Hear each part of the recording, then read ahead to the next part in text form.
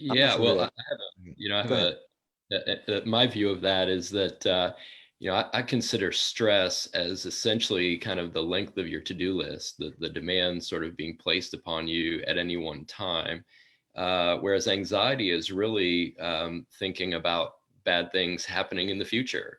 Will I get sick? Will I lose my job? Will someone I care about, get sick from this? Those sorts of things. So yeah, I do distinguish between those. I think they're two very different things.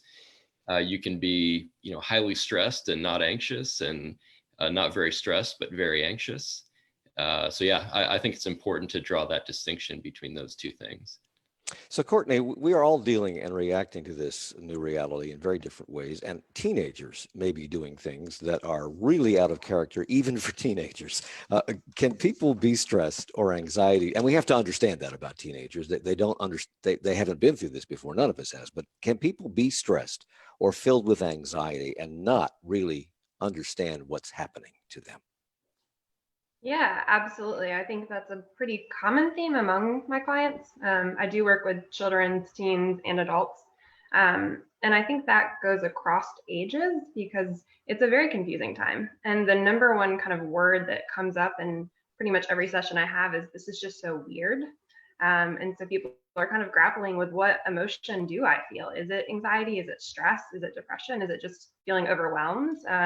Or are there bits of this that are okay? And so I think that with everything changing day to day and a lot of unanswered questions about when will life go back to quote unquote normal, when will I be able to see my friends or family again, that yeah, trying to understand what to feel is a challenge. Hmm.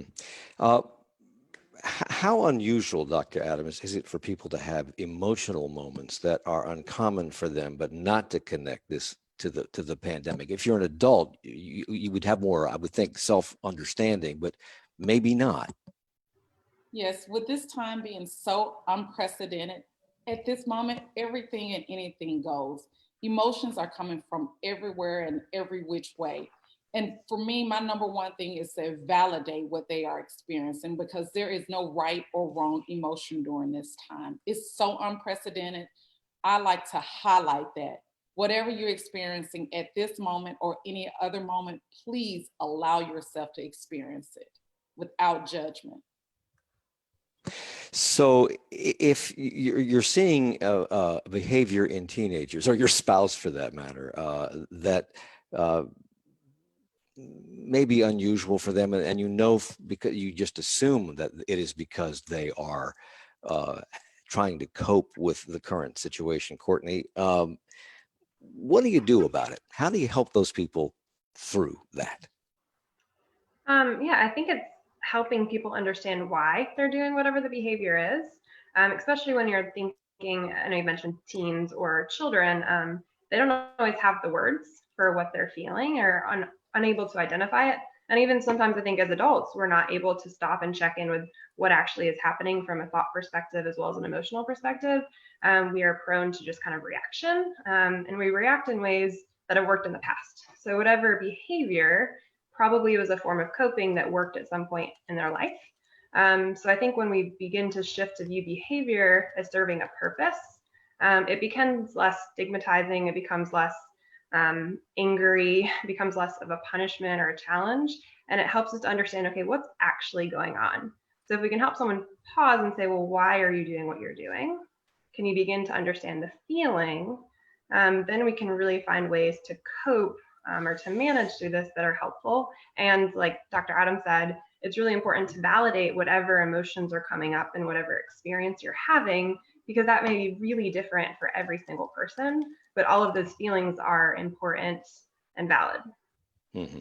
Uh, does it help at all, Dr. Jericho? Does it help at all to when you're feeling depressed or when you're feeling anxiety or you're stressed, to know that this is why this is happening? Is it helpful to understand that you're only going through this because of these extraordinary circumstances? Absolutely, and I would echo those comments in terms of validating this. This is extraordinary. It is unprecedented. There's a massive amount of uncertainty. So certainly some anxiety is warranted. There really is a real threat to be concerned about.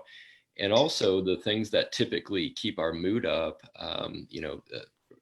pleasant events like going to a movie, going out to dinner, socializing, exercising to some degree, those things that tend to keep our mood up have been impacted by this as well. So it's a big challenge for my clients to, how do you creatively, get those things back as much as you can to keep your mood up and cope with these things. So yeah, I think it is very helpful to understand how this is personally affecting you and then responding accordingly.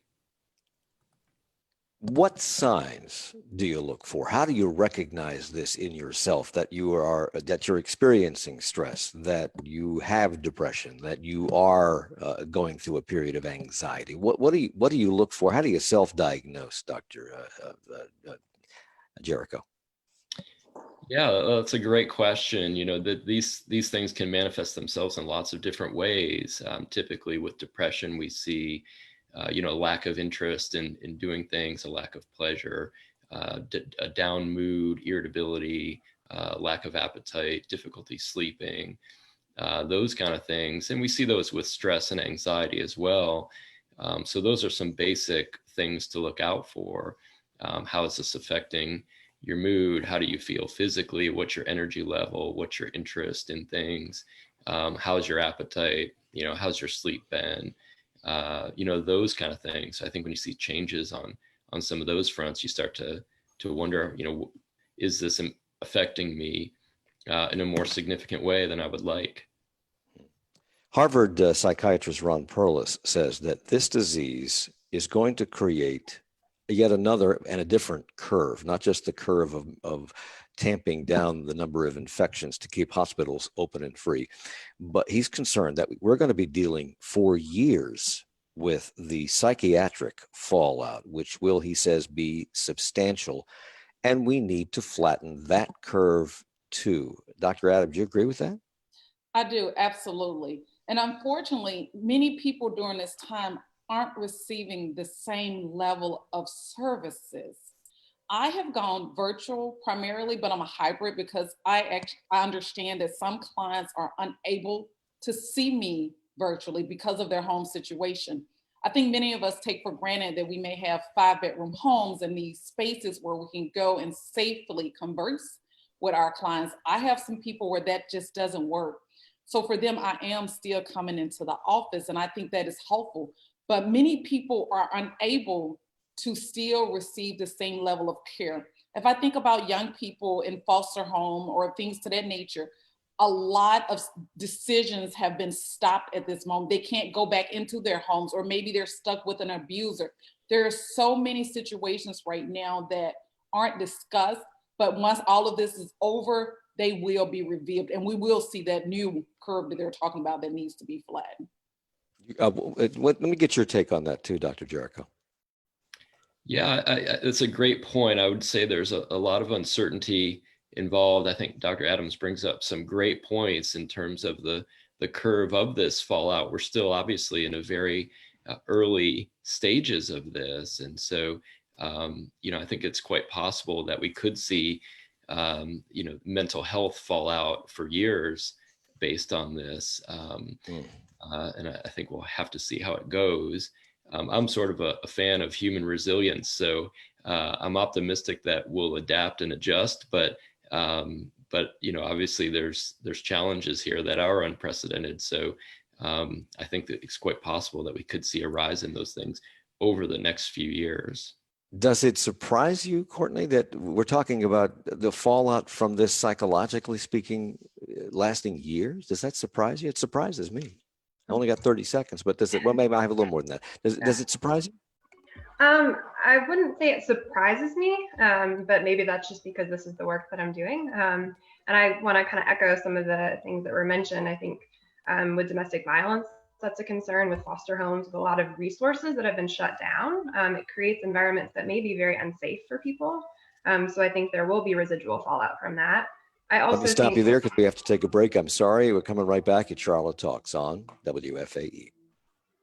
Support for Charlotte Talks comes from WFAE members and Land Rover of Charlotte, open in-store and online to meet the automotive needs of this community, with pickup and delivery options now available and digital retailing using an online sales process. Details at LandRoverCharlotte.com.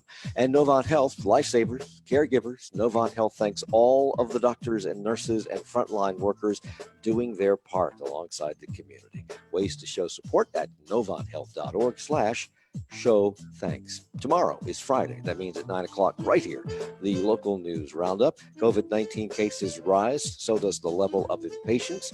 We have protests to reopen the state going on in North Carolina, even as South Carolina loosens restrictions and opens beaches. Is it worth the risk? Atrium Health has reduced hours during the pandemic to save money. And McRae Dallas, all tied up in the 9th District scandal earlier this year, now faces federal charges, different charges. That's tomorrow at 9. She's a first-term governor, a rising star in the Democratic Party, and has had a few crossed words with the president. Still, under pressure from the White House and from some Michiganders, Gretchen Whitmer is not backing down. She's standing by what she's described as the gut-wrenching choices taken to keep people safe. That woman from Michigan joins us next time on 1A. This morning from 10 to noon, right after Charlotte Talks with Mike Collins on 90.7 WFAE, Charlotte's NPR news source. It's Charlotte Talks on listener-funded 90.7 WFAE and 90.3 WFHE. I'm Mike Collins.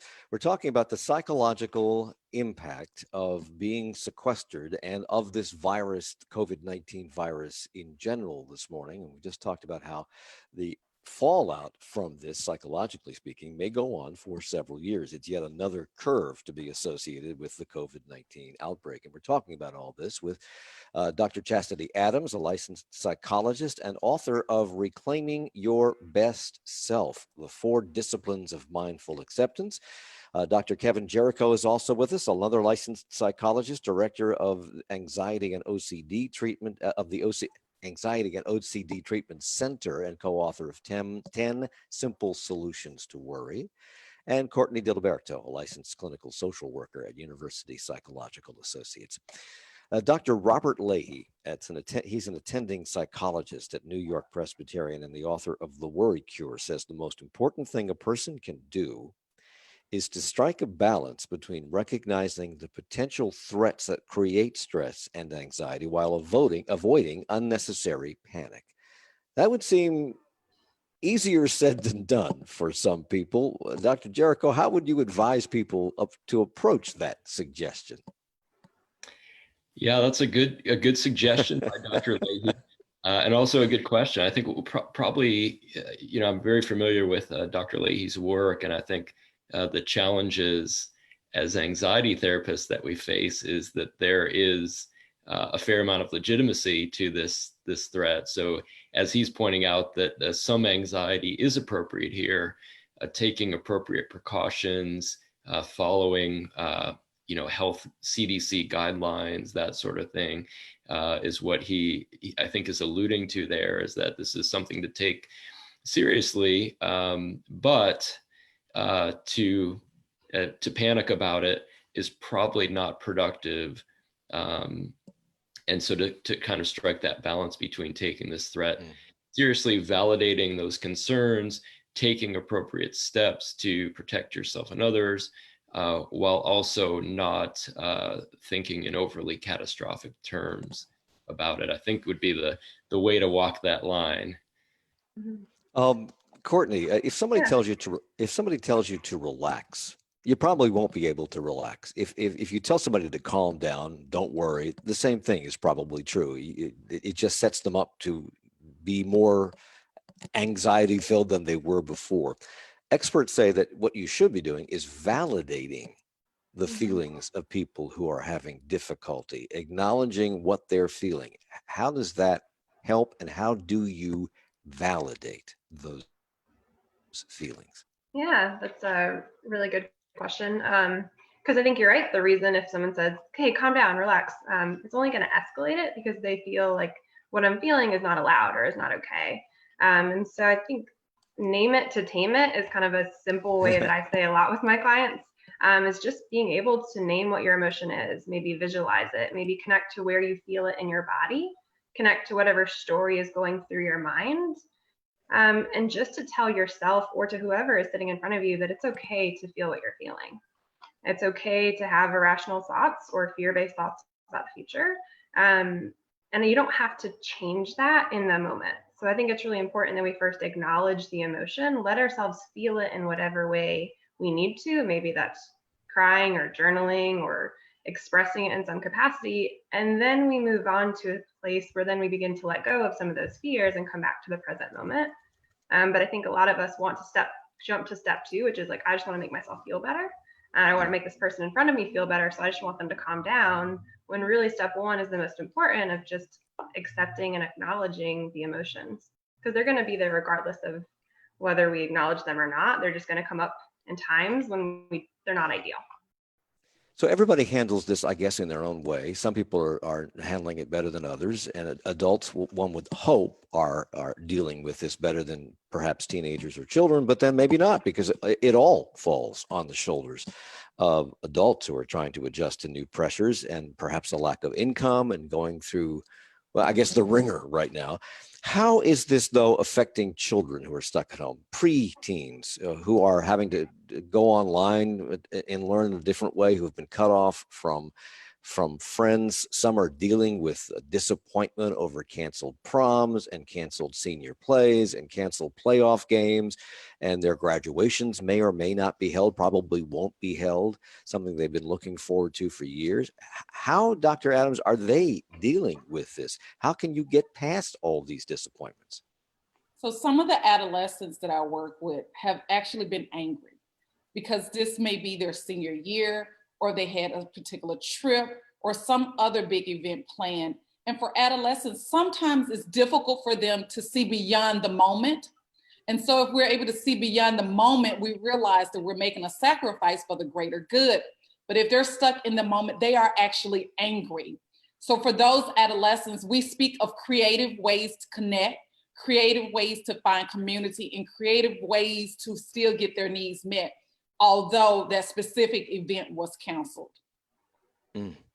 Are any of you, all of you, experiencing an uptick in patients or clients seeking help through all of this? And are you seeing an increase in stress and anxiety in the patients you regularly see? I'll just go around the table here. Dr. Jericho, you take it first. Are you experiencing that? An uptick in clients? In the number of people seeking help and the number of established clients who are now coming to you with a whole different set of stress-related issues. Yes, I would say we've seen an uptick in that, old clients and new clients coming in with, associated stress and anxiety issues. Absolutely, I'd say there's been an increase. Well, what about you, Dr. Adams? So I have seen an increase in phone calls. I'm actually not taking new clients because I'm accommodating my current clients, and I am at home with 2 children. So I have seen an increase, and I've referred for those, but my current clients, many of them are speaking of a host of new symptoms related to being at home with their partners and their children. So that's not what they came in to see me for, but that is now the new stressor. How do I deal with this person that I'm not accustomed to seeing all day, every day? We worked well when the other person went to work or whatever, but now that we're together all day, what am I to do? I want to come back. I want to come back to that because that's something we haven't really talked about on this program today, or in any previous programs relating to this. But I want to come back to that in just a second. But Courtney, what about you? Are you experiencing an uptick in people seeking help through this situation? I would say I'm having yes and no. My practice, I work with a group of clinicians, and we tend to get a lot of our referrals from primary care offices. And we partner a lot with doctors, and a lot of people I think are actually maybe falling through the cracks here because they're not able to go and have the in-person care. So I have had clients who I haven't seen in a while who've come back to me, and we are taking as a practice new clients on, and we're trying to provide telehealth as well as phone sessions because of people who are unable to sit in front of a computer and have privacy. So we're getting creative around allowing people to sit in their car and talk to us, or walk outside and take a phone call. So it's been hit or miss. I've maintained my clients, and definitely an increase in stress around this and anxiety. And I've had some people come back who I haven't seen in a while.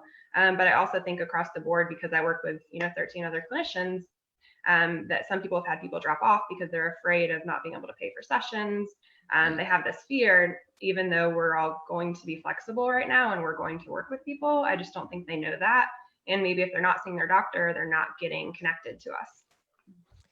Money is a problem for a lot of people, and John on Facebook says it is very stressful having little or no income right now. This has caused a great deal of stress in our house, but I still trust Governor Cooper and his state health officials. Please do not open North Carolina too soon.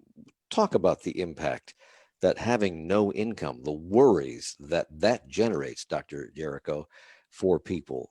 How that's a real fact of life, that it affects you in every way. And I'm not sure that there is a way around it. Is there a way to help people bolster their psychological health in the face of that?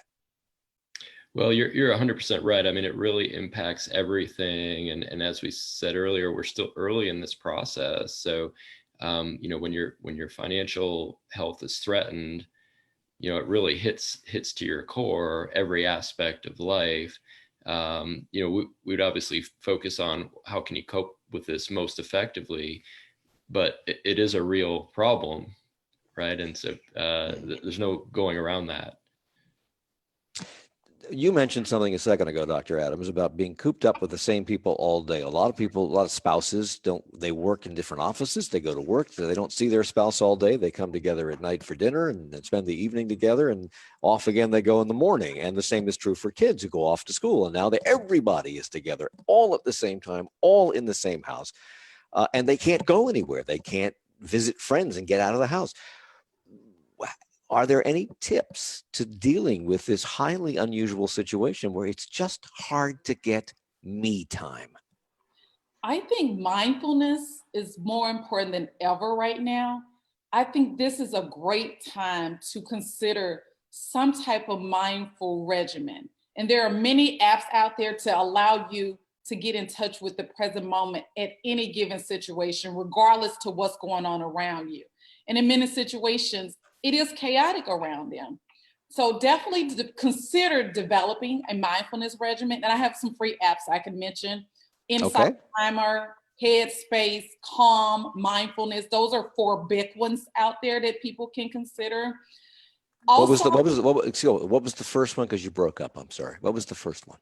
Insight Timer. Okay. Calm, CALM. Headspace. And one is called Mindfulness. And these are free phone apps? Yes. I've seen the advertisements for Calm on television. Just take me through one of those apps. Take me through that app. What does it do? I mean, what I hear is rainfall for 60 seconds. And is that it? No, there are different ones that you can choose. There are different selections that you can choose. I often encourage people who do not have a mindfulness regimen to begin with the shortest one, which may be 1 or 2 minutes. And it may just be rain for that particular one. And for that, we encourage the person to just allow whatever thoughts that are coming to your mind to flow. Don't judge them, do not stop them, do not try to reason with them. Just allow them to come and go during that relaxing application that you're listening to. Why does not the acceptance that this is what I'm thinking, this is what I'm feeling, and spending time with that and letting it flow, why does that not cause greater anxiety? Because suddenly you're allowing these thoughts to give voice to themselves in your head, and you become even more aware of them. Why does that not increase your anxiety? Well, awareness is a great thing. We are aware that they are a stream of thoughts. We are aware that we are not our thoughts. We are aware that that is just consciousness flowing. We're gaining some distance from those thoughts when we increase awareness of them. When we are not aware, we become one with those thoughts. We think whatever that is going through our mind at this given moment is the truth. But when we notice that these are just thoughts, we can gain distance from them and see that these are just thoughts that I'm having in this moment. They will come and they will go. I do not need to get lost in these thoughts. I do not need to go down the rabbit hole of these thoughts. I can just notice them come and go. Dr. Jericho, you've said that some of your patients say that they are totally panicked and worried or super stressed and sad. Are you finding that these complaints are what they felt at the beginning of this and it just hit them like a ton of bricks? Or are these feelings building as this thing goes on week after week after week? Yeah, that's a great question. I would say it varies. For some people, right when this started, it really hit them hard, particularly with health concerns and that sort of anxiety. But as this evolves, new threats are coming up, like unemployment and financial concerns, and some of the things that teens are facing. I know some of the colleges have already said that next fall will be online. So I think almost it feels like each week brings a new set of challenging circumstances, and so it does seem to evolve or change in terms of what people are concerned about week to week. And Courtney, your clients, you say, are reporting fear or uncertainty about the future. I guess that's income related and also whether this will ever end and when we go back to normalness.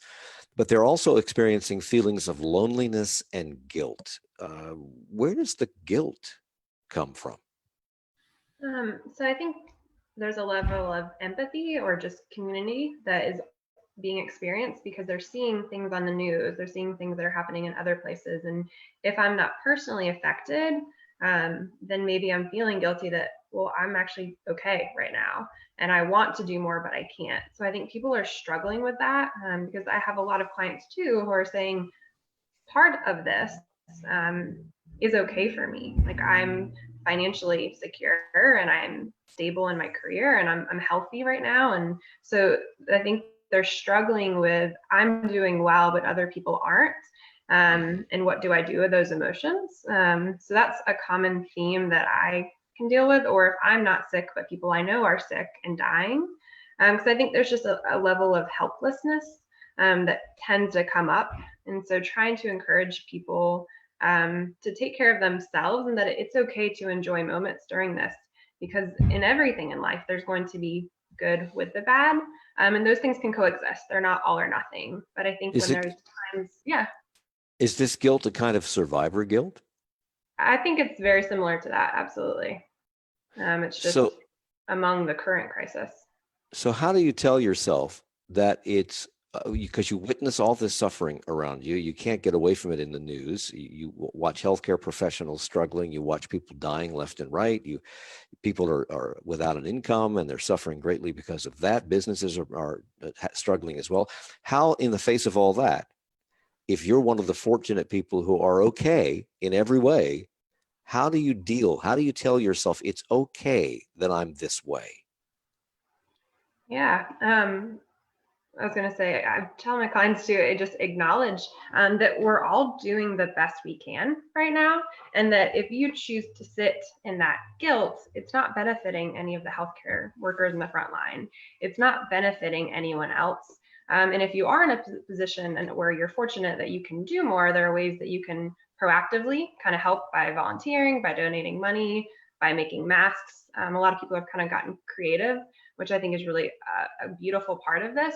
Where people are creating masks or their own handmade hand sanitizer and they're distributing it or donating meals to front care workers. So I think that's repurposing an emotion that guilt isn't beneficial. So acknowledging that and then finding a way like what's in your control that you can be proactive about can be helpful.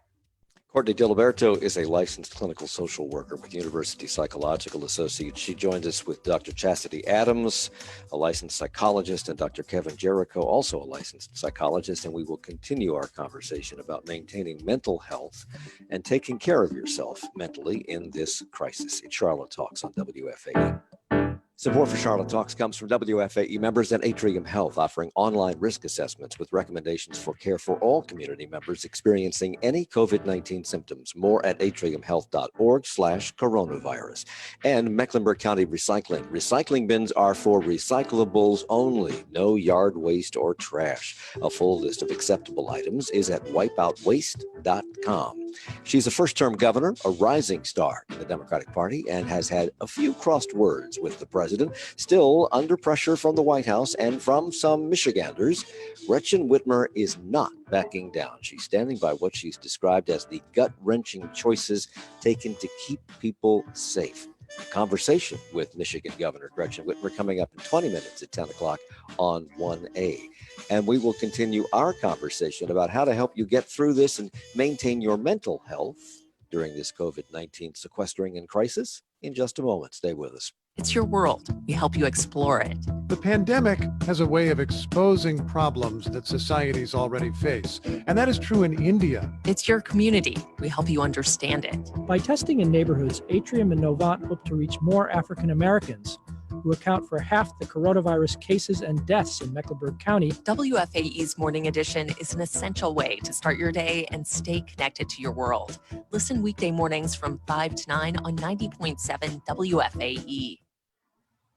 It's Charlotte Talks on listener-funded 90.7 WFAE and 90.3 WFAG. I'm Mike Collins. We're talking about mental health during the COVID-19 crisis and how to take care of yourself and make you and your family members more able to deal with the pressures that you may be experiencing. Dr. Kevin Jericho is with us, a licensed psychologist, director of the Anxiety and OCD Treatment Center, and co-author of 10 Simple Solutions to Worry. Dr. Chastity Adams is also a licensed psychologist. Author of Reclaiming Your Best Self, The 4 Disciplines of Mindful Acceptance. And Courtney DiLiberto is a licensed clinical social worker with University Psychological Associates. Dr. Jericho, you getting back to this feeling of guilt, you told one of our producers that there is a group of anxiety patients that you have seen regularly who are actually doing better psychologically as the result of social distancing, which is going on. Talk about them. Why is that the case? Why would some of these people feel better? Yeah, well, it's certainly been an interesting phenomenon for us. I would say that I think, we tend to underestimate human resilience in general to a large degree, and adaptability and facing challenges, that we actually do that quite well, as a species. And then, for my patients who have specific sources of anxiety, if those triggers are not there at the moment, the problem is temporarily solved. For example, I have several kids that I work with whose school has been a big trigger anxiety-wise. Well, they temporarily don't have to go, so it's sort of like, well, I don't really have much to focus on anxiety-wise for the moment, because what was bothering me before, I'm not in that situation anymore at the moment. So in those sort of specific, or if let's suppose you had to travel a lot and you had fear of flying, for example, well, if you've been sort of told not to travel or can't travel or that sort of thing, well, that particular source of anxiety isn't present at the moment. And so it results in an improvement temporarily. Can this period where they are feeling better, they are improving because all those stressors have been eliminated, can this be used as a time to come to grips with this in normal life and to understand what these triggers are more clearly, so that when things resume something resembling normalcy, they'll be better equipped to handle those stressors? Oh, sure. Yeah, you can certainly continue to work on those things that you were working on prior to all of this. Continue that work so that, when life does return to normal, you are ready for those things to return to your life. Social distancing is taking a toll on some people, Courtney. It would seem to me that if you are single and alone, or elderly and alone, and nobody can come into your house and you can't go out, that must be incredibly difficult. And although there is technology, you can get on FaceTime, you can get on Zoom, you can actually just pick up the phone and talk to somebody. It's not the same as going out and having a cup of coffee with somebody and just chatting for hours over coffee. What can those people do to get through this, and what can how can they be helped?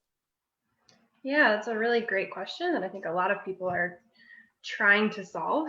And one thing to highlight that I know Dr. I pronounce your name? Jericho, yes. Oh, sorry. Has highlighted is the theme of resiliency. And one of the biggest factors in resiliency is community and is connecting in supportive ways with other people. And so if you are alone right now, that doesn't have to mean that you're lonely.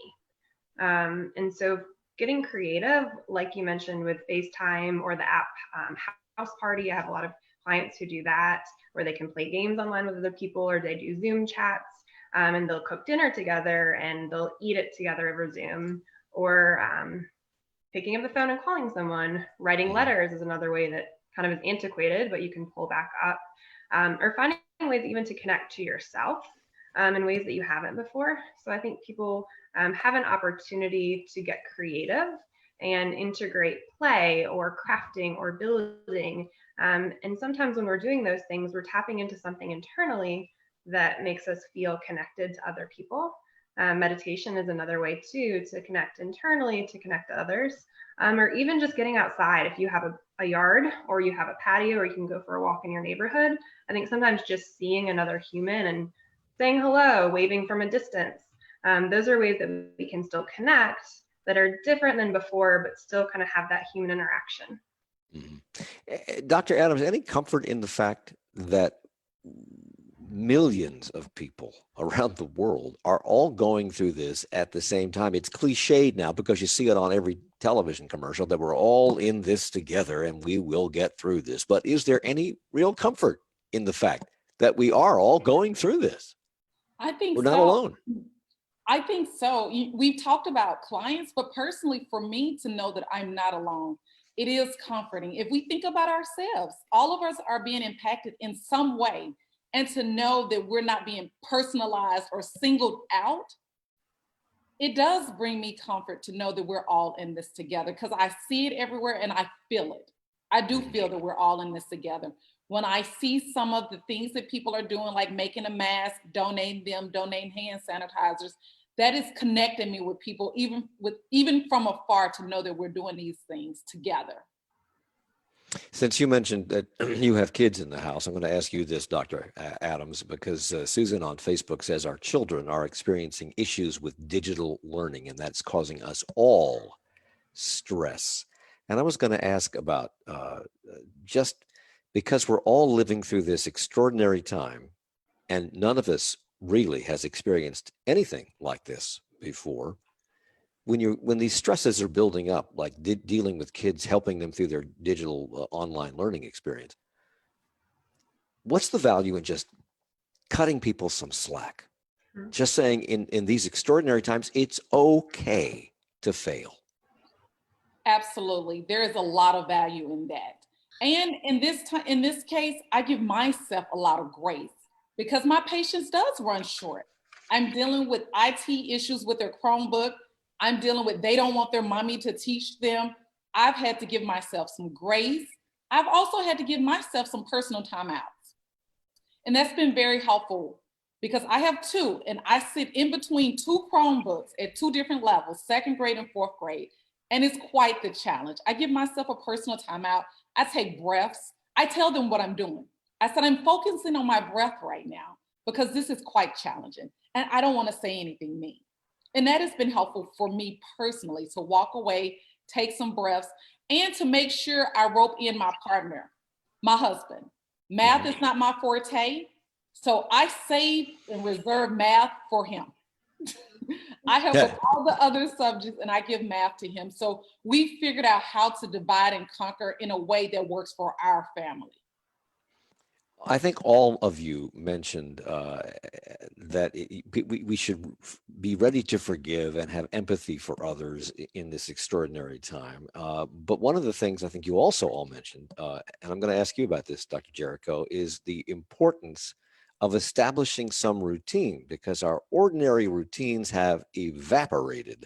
How important is it to create this new normal routine, whatever it is, to give yourself some structure? I think it's hugely important. I think it's one of the most important things in coping with this. We see people when their structure gets broken down for whatever reason, it really impacts them. And the challenge is in a time like this, imposing your own structure, right? And we focus on the basics, just bedtime, wake time, meal times and some exercise thrown in there, just having that sort of foundation of, I'm still going to get to bed at a reasonable hour. I'm still going to get up at a reasonable hour. I'm going to still eat regular meals, just kind of, getting those basics down. There can be a tendency, for those things to kind of drift away. And I think that has a huge impact on our mood, on our anxiety, on our connectedness to others. So that's, to me, a very foundational tool for managing through this time, especially given the length that it's gone on for. I think it makes it even more important.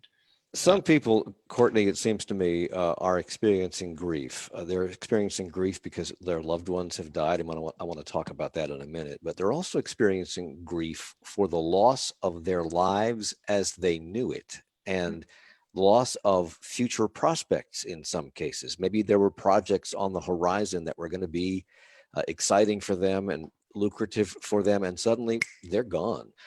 How do people deal with that kind of grief? Yeah, I think that's a really important thing to highlight, because I'm having, students who were supposed to graduate and they're really excited about that, and they're going to miss out on walking across the stage, or people whose anniversaries or birthdays or weddings, and all of that is important as well as people who are actually losing loved ones. So I think acknowledging the emotions that come up, because grief includes a lot of feelings, right? There's the loss of this thing. Sometimes there's anger, there's sadness, there's confusion. So I think it's important to honor all of those emotions, and process it in whatever way you typically would, as well as then trying to find ways to connect to other people, to connect to people you care about, to connect to things that are important in the here and now, and doing things that make you feel good. Because often when we're experiencing grief, we'll tend to let those things that are basic self-care needs go to the wayside, like you mentioned before, sleeping, eating. So I think it's a balance of honoring what you're experiencing, connecting with people, and taking care of yourself. And Dr. Jericho, is there a difference in dealing with the kind of grief you may be experiencing over the loss of your lifestyle and what may have been, and the loss of a loved one who you couldn't be with at the end because of the COVID virus, who you can't even really have a memorial service for because of the COVID virus? Is there a difference in the kinds of grief we're talking about and how you handle those kinds of grief? I think physically and emotionally, those are experienced very similarly, although they're two very different events.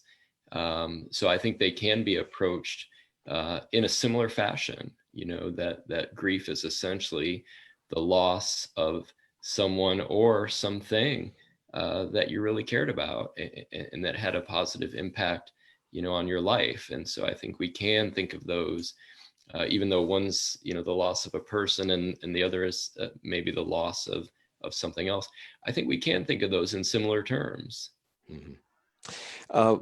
Dr. Adams, Tom on Facebook writes, in addition to apps that help people keep calm, there are many apps that can help people focus on their deeply held beliefs and to nurture their faith. So I thought I'd bring that up. But then, and emails, the biggest thing that has helped me through all of this is turning off the news. Sorry, WFAE, she says, it's just too overwhelming at times.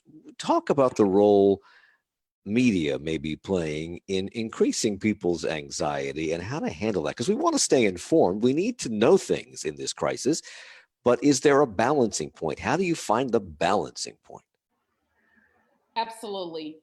The media has played a huge role in the increase in people's anxiety because they are inundated with the information 24/7.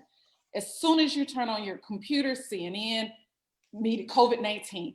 You're receiving emails, COVID-19. You listen to the radio, COVID-19. I ask my clients to limit their exposure to maybe once a day when you check in to see what is going on with COVID-19. And do not check in first thing in the morning and do not check in lastly at night. Those are not times to read about what's going on with COVID-19. Middle of the day is typically a good time because we're being inundated. And we're putting all that in our mind. It's going to make sense that our thoughts are going to go wild regarding what could happen, or what ifs, and excessive worry. And I want to ask Dr. Jericho, and I only have a couple minutes left here, but social media, what role it's playing in all of this? Because in the good times, social media was sometimes a negative for people, because you only saw on social media the best times in other people's lives. We're all in this together. We're all suffering through this. Is social media helping or hurting? Yeah, well, I would probably say it's a little bit of both. Certainly, we need to find creative ways to stay connected. And so social media can certainly be an avenue towards staying connected. As Dr. Adams said, though, getting overly inundated with information on this subject can increase our anxiety. To me, that's a very individual question that involves some self-reflection. Hey, is this helping me? Am I feeling more connected and in tune with what's going on with my friends? Or is it a net negative where it's really just putting me in a bad mood, making me more anxious, making me feel more depressed? And I think every individual might answer that question differently. So kind of reflecting on where that fits in your life for you, and then acting accordingly. Taking care of yourself during this time period, mentally and physically, is important. And Courtney, you mentioned diet, and I think and sleep. It's important to get a lot of sleep during all of this, and exercise. What kind of things can we do? What role does diet play, for instance, in making us feel better and be better during all of this? Yeah, I think nutrition is really important right now. Starting with the basics. So getting close to 8 hours of sleep every night is important, no matter what time you go to bed, what time you get up, trying to work around that. But yeah, making sure that you're eating 3 meals a day with snacks. I have a lot of clients who have disordered eating patterns in the past, where this is really resurfacing for them.